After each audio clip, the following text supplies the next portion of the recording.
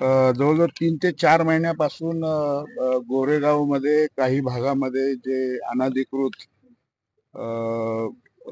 Lodges guest हाऊसचं जे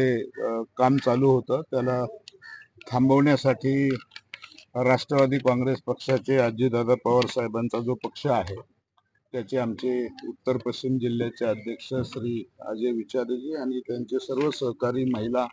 युवकांच्या माध्यमातून आम्ही हा विषय अनेक माध्यमातून आम्ही पुढे आणला होता आणि आम्ही त्याची धरणं धरलेली होती. आम्ही त्याचे मेळावा पण छोटे मेळावे घेतले होते, जनजागृती केली होती, पोलीस स्टेशनला पण आलो होतो. शासन नंतर महानगरपालिका म्हाडा आणि संपूर्ण मीडिया यांच्यापर्यंत आम्ही लेखी अप्रोच झालेलो होतो आणि खूप चांगला रिझल्ट आपल्याला मिळालेला आहे. आतापर्यंत 16 पैकी 3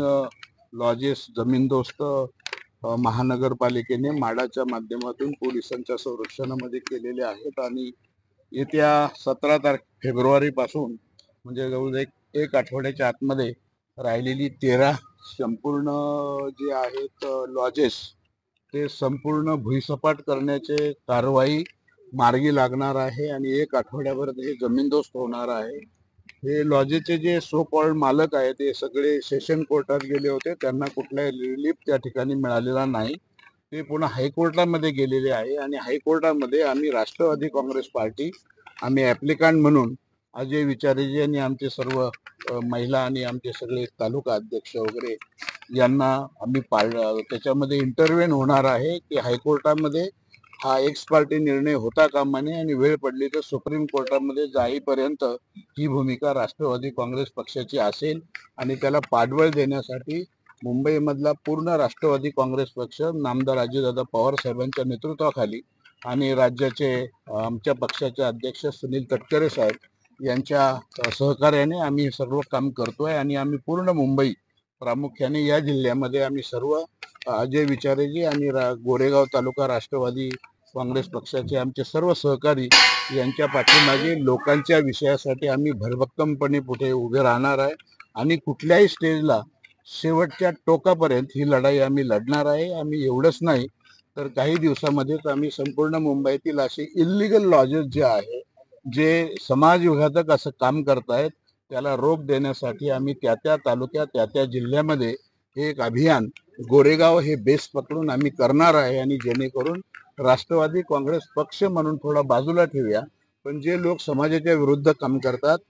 प्रामुख्याने महिलांच्या विरुद्ध काम करतात, समाजाला लाजिरवाणी अशी गोष्टी करतात, त्याला थांबवण्याचं काम जरी आम्ही सत्तेमध्ये महायुतीमध्ये असले, जरी आमचे नेते अजितदादा पवार साहेब उपमुख्यमंत्री असले तरी लोकांच्या हितासाठी सत्ता बाजूला ठेवून महायुती बाजूला ठेवून आज आम्ही रिंगणामध्ये उतरलेलो आहोत आणि हे करतानाच मग बाकीचे पक्ष सामाजिक संघटना पत्रकार याच्यामध्ये उतरलेले आहे आणि मला पूर्णपणे खात्री आहे की याच्यामध्ये लोकांचा स्थानिक जनतेचा निश्चितपणे याच्यामध्ये विजय होईल. सर, एक किती दिवसापासून हे लॉजिस चालू होते आणि याच्यामध्ये पोलिसांनी अजूनपर्यंत काय कारवाई हे लॉजेस ह्याच ठिकाणी नाही, मुंबईतल्या बहुतेक ठिकाणी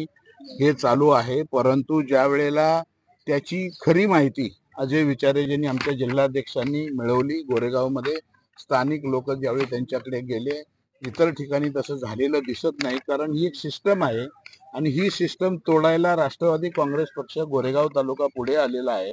आणि ते आम्हाला समजल्यानंतर 3 ते 4 महिन्यांनी पूर्वी समजलं आणि त्याचा रिझल्ट खूप चांगला आलेला आहे. आता तुम्ही पोलिसांना वरिष्ठ पोलिसांना भेटलेले काय नेमकं काय सांगण्यात आलं? पोलिसांचे तर आम्ही आभारच मानलेले आहे, कारण पोलिसांनी त्यांचं काम चोख केलेलं आहे. जिथे जिथे त्यांचं काम चोख होणार नाही तिथे त्यांना आम्ही जाब विचारू अशा प्रकारची त्यांना माहिती दिली. आतापर्यंत जो आम्ही पत्रव्यवहार केला अनरिप्लायड राहिला असेल ते 2 ते 3 दिवसात त्याही पत्रव्यवहाराची लेखी माहिती आणि